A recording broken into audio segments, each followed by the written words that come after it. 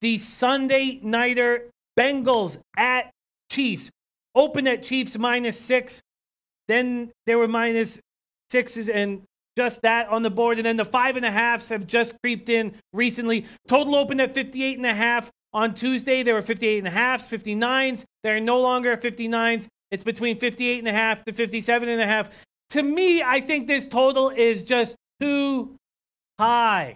I know the Chiefs have no defense, but I'm really leaning towards the under here. The Bengals lost again to the Steelers.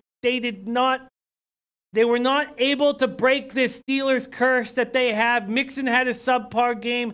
Dalton still is playing well. Nick Vigil went down against the Steelers, expected to be out for 2 weeks. This Bengals team defensively ranked 29th in the NFL, allowing 409.2 yards per game. Their pass defense is suspect. I still feel, maybe the numbers aren't telling me this. I just, looking at this total, should it be as high as it was for the Chiefs-Patriots game? I know it's not quite there, but should it be? I'm not sure if it should be. John Ross could return after missing the past 2 weeks.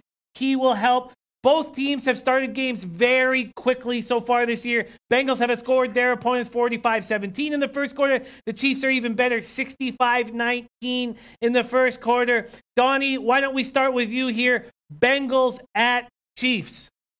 Yeah, look at both of these teams. If you look at the Cincinnati Bengals last week, and this is the tale we're going to play into here, they both did end up losing, but one team was at home with a bone-crushing loss where it's going to be tough to get over from your division rival. Now you got to go on the road and play in one of the more hostile environments in the NFL. Let's take a look at Kansas City, who was undefeated, came into Foxborough, and went toe-to-toe in a tough environment and almost won that football game. Looking at the quotes after the game, Cincinnati devastated, but you got a sense from Kansas City going, you know what? We were undefeated in here. We took them to the wire. We're going to be just fine. That was one of those measuring stick games to say, all right, let's take on the big boys in their house and see if we can get it done. This has all the makings to me, and especially against a Cincinnati team that can't stop anybody, it seems, through the air unless you're the Miami Dolphins, where your quarterback actually doesn't have a throwing arm for the football game, just wasn't released out to the public. Every other game, they've got torched. I don't see it anything different. I think Kansas City is in a great spot here at home to win this game by 7 points or more. And do you have a feel on the total?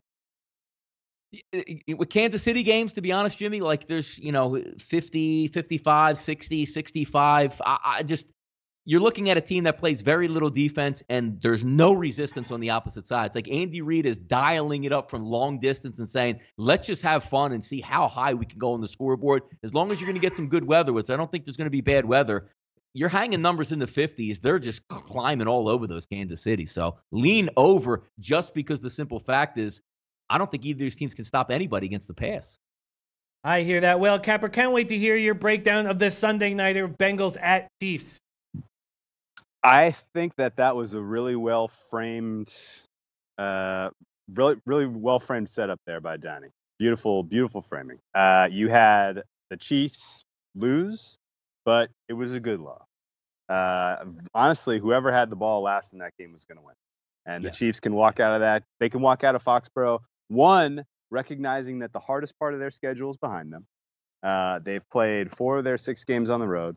They're 5-1, and they came, a play or 2 away from beating the sitting AFC champs. That has got to be a confidence-boosting win. And on the flip side, the soul-crushing loss for the Bengals against the Steelers. The Steelers really know how to rip their heart out, and they did it in pretty impressive fashion on Sunday, waiting until the very last drive to really show that their offense could, just have whatever they wanted against that defense. And I think that in general, the Kansas City defense looked like frauds to me. I mean, the Cincinnati defense looks like frauds to me. I think that the Kansas City defense is weak, but they are relatively frisky in the passing game. Surprising. The way the Patriots really kind of dominated them, besides the fact that they had Gronk, who is, impossible to defend, and they deployed Gronk in a way that we haven't seen the Patriots deploy Gronk to this point in the season. They were winning it in the trenches. They were really forcing Kansas City off the ball. They were opening up gashing running lanes for Sonny Michel and James White and even Kenyon Barner. Who knew that guy still had pop in his legs? But it was an impressive kind of physical performance from the Patriots offense that dictated their ability to get points against the KC defense. I don't think that the Cincinnati has that in them, to be honest with you. I think Cincinnati is going to try to attack the Chiefs in the way that the Chiefs are a little bit stronger on defense than people realize. And I think it's going to be a tough primetime spot for Andy Dalton. And I've seen enough games of Andy Dalton in primetime to know that the baseline expectation here is probably about 0 touchdowns and 3 picks for Andy Dalton. And so, if you're giving Kansas City short fields on top of the fact that their offense is just clicking beautifully right now, I think they pretty much win this one going away. And I could very well see a narrative after this game coming out where it's like, boy, that was Kansas City contenders, Cincinnati pretenders. I mean, this is this is the kind of game where you put Cincinnati into the spotlight in primetime, and people realize that a lot of their wins to this point of the season were a little bit suspect. Yeah, the chat completely agreeing with you guys. The whole chat on the over, the whole chat on the Chiefs.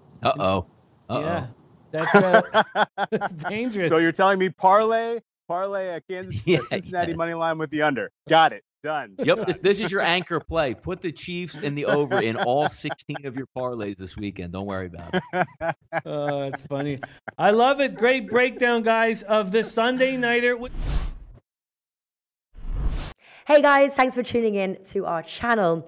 Now, we've put a lot of work into producing all these free videos, so please help us out and keep all our content free for you forever by simply liking, sharing, commenting, and subscribing.